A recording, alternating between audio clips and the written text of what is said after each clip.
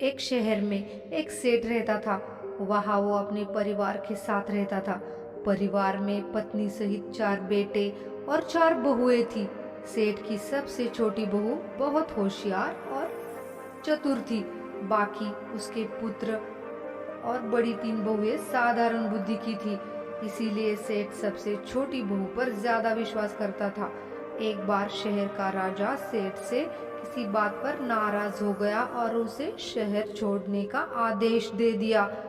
नगर छोड़ते समय वह और उसके परिवार के सदस्य अपने शरीर के वस्त्रों के अतिरिक्त कुछ न ले जाए। सेठ क्या करता, वह विवश था। उसने अपने परिवार को राजा के आदेश के बारे में बताया और जैसे है उसी हालत में नगर छोड़कर चलने के लिए कहा। सभी तैयार हो गए।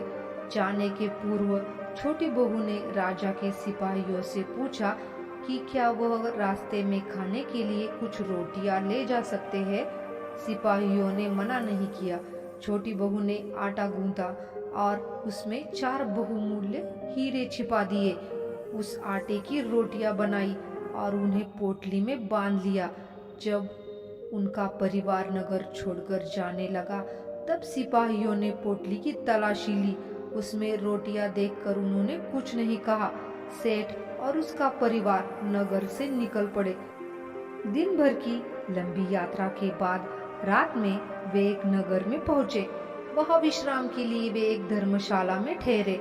रात भर विश्राम करने के बाद जब वे उठे तब छोटी बहू ने रोटियों में छिपाए हीरे में से एक हीरा देकर कहा, पिताजी ये हीरा लीजिए, इसे बेचकर कुछ धन की व्यवस्था कर लीजिए।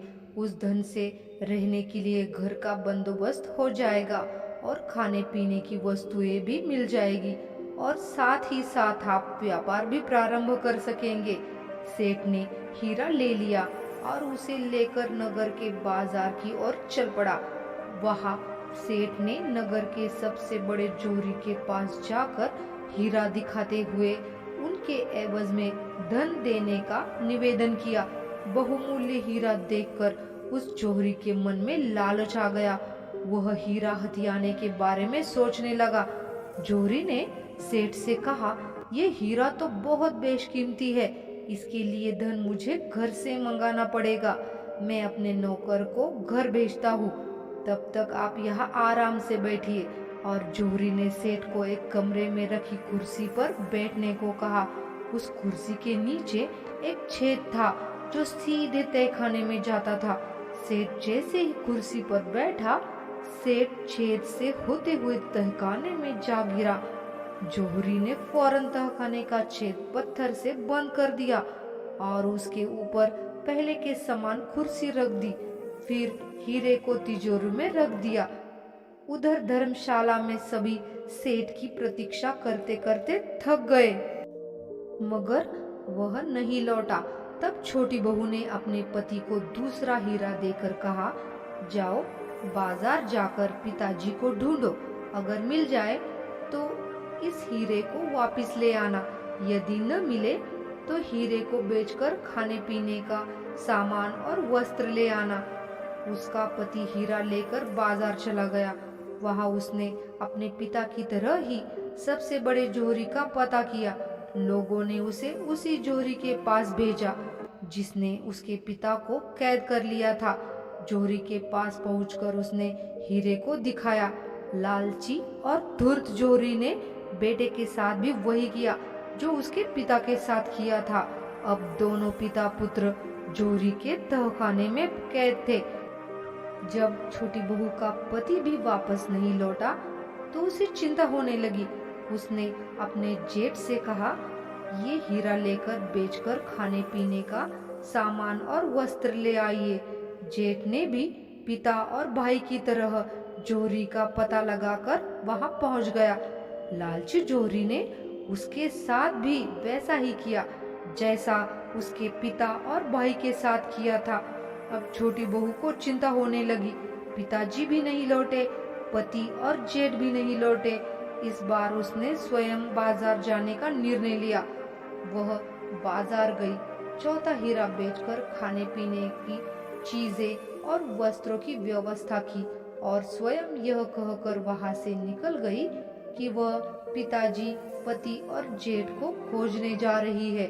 वहां से निकलकर उसने अपने लिए सिपाही की पोशाक खरीदी और सिपाही का भेष बनाकर राजा के दरबार में पहुंच गई। उसने राजा से विनती की कि वह उसे अपने महल का सिपाही बना ले। राजा ने छोटी बहू को सिपाही बना दिया और महल की पहरेदारी का कार्य उसे सौंप दिया। कुछ दिनों तक सिपाही बनी छोटी बहू ने महल के चारों ओर पहरेदारी की। वहां उसे पता चला कि महल के पशुशाला में रोज रात एक राक्षस आकर उत्पात मचाता है। उसने राजा से पशुशाला की पहरेदारी की आज्ञा मांगी। पहले तो राजा हिचकिचाया, पर बाद में उसे अनुमति दे दी।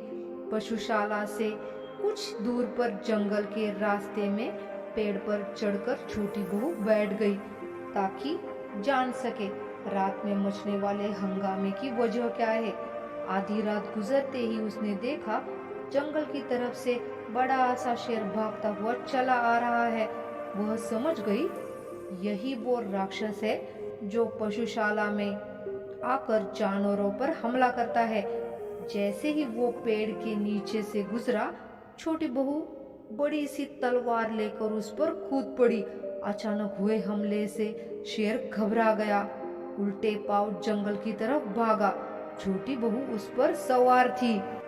इससे शेर और घबराया हुआ था। शेर एक पेड़ के नीचे से गुजरा तो छोटी बहू ने उस पेड़ की डाल को अपने हाथों से पकड़ा और उस पर लटक गई। घबराया हुआ शेर घबराकर भाग गया। दूसरे दिन जब राजा को यह बात पता चली तो वो बहुत खुश हुआ। उसने सिपाही बनी छोटी बहू को बुलाया और कहा, मैं तुमसे बहुत खुश हूँ। तुमने मेरी महीनों पुरानी परेशानी से हमें छुटकारा दिलाया। मैं तुम्हें इनाम देना चाहता हूँ। जो तुम चाहो मुझसे मांग सकते हो। छोटी बहू ने राजा से कहा, महाराज, मुझे इस शहर की रक्षा की जिम्मेदारी दीजिए। साथ ही मुझे अधिकार भी दीजिए कि मुझे शक होने पर कहीं भी जांच कर सकूं। उसकी काबिलियत को देखकर राजा ने उसे शहर का कोतवाल बना दिया। शहर की जिम्मेदारी लेते ही छोटी बहू ने ससुर और उसके दोनों बेटों की खोज शुरू कर दी। उसने सोचा वे तीनों हीरे बेचने के लिए शहर के सबसे बड़े जोहरी के पास ही पहुंचे होंगे। उसने भी शहर के सबसे बड़े जोहरी का पता लगाया और वहां पहुंच गई।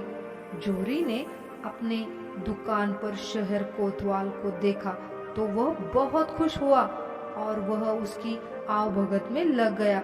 जोहरी शहर कोतवाल से हाथ जोड़कर बोला, मैं आपकी क्या सेवा कर सकता हूँ? कोतवाल बनी छोटी बहू ने कहा, महाराज जल्द ही राजकुमारी की शादी करने वाले हैं। उनकी शादी के लिए बेशकीमती हीरे चाहिए। तुम्हारे पास हो तो दिखाओ। जोहरी ने कोतवाल बने छोटी बहू को कई हीरे दिखाए। ये वो हीरे नहीं थे जिसकी उसे तलाश थी। उसने जोहरी से कहा, समय मत खराब करो, बहुमूल्य हीरे दिखाओ जो राजकुमारी के शादी के लायक हो। यह तो हल्के हीरे हैं। जोहरी ने तुरंत तिजोरी खोली और वह तीनों हीरे लेकर हाजिर हुआ जो उसने सेठ और उनके बेटों से धोखे से हासिल किए थे। छोटी बहू देखते ही हीरे पहचान गई। उसने तुरंत सिपाहियों को हुक्म दिया, गिरफ्तार कर लो इस जोहरी को। यह जोहरी के भेष में चोर है, चोर। जोहरी झूठी कस्में खाने लगा। यह हीरे उसने चुराए नहीं है, यह हीरे इसी के हैं। छोटी बहू ने उसे डांटते हुए कहा, ये हीरे तुम्हारे नहीं है। तुमने सेठ और उनके बेटों से इन्हें छल से छीना है। तुरंत बताओ तुमने उन्हें कहाँ छिपाया है। यह बात सुनते ही जोहरी की सिट्टी पिट्टी गुल हो गई। वह वहां से भागने की कोशिश करने लगा, लेकिन सिपाहियों ने उसे पकड़ लिया। इसके बाद छोटी बहू ने सिपाहियों के साथ पूरी दुकान की तलाशी ली। उसे कमरे में बड़ा सा पत्थर दिखाई दिया। जब उसने वो पत्थर हटवाया तो उसे उसके नीचे बहुत बड़ा सा छेद नजर आया। उसने उसमें से झांक कर नीचे देखा तो उसे तीनों नजर आ गए। उसने उन्हें आजाद करवाया। जौहरी को राजा के सामने पेश करवाया गया। छोटी बहू ने उसकी सारी करतूत राजा को बताई। राजा ने सिपाही बुलवाकर उसे गिरफ्तार करवाया। कोतवाल की काबिलियत और होशियारी से राजा बहुत खुश हुआ। उसने उसके सामने राजकुमारी से शादी का प्रस्ताव रखा। राजा की बात सुनकर छोटी बहू ने अपना भेष हटाकर असली रूप में आ गई और हाथ जोड़कर बोली, महाराज, मैं एक महिला हूँ और यह स्वांग मुझे अपने ससुर और उनके 2 बेटों को बचाने के लिए लेना पड़ा। कृपया मुझे क्षमा करें। राजा छोटी बहू की बहादुरी और होशियारी देखकर बहुत खुश हुआ। राजा ने छोटी बहू के परिवार को शहर में बसने की इजाजत दे दी। साथ ही सेठ को फिर से व्यापार करने में मदद भी की। इस तरह से सेठ का परिवार फिर से खुशहाली की जिंदगी जीने लगा। यह हिमाचल प्रदेश की लोक कथा आपको कैसी लगी?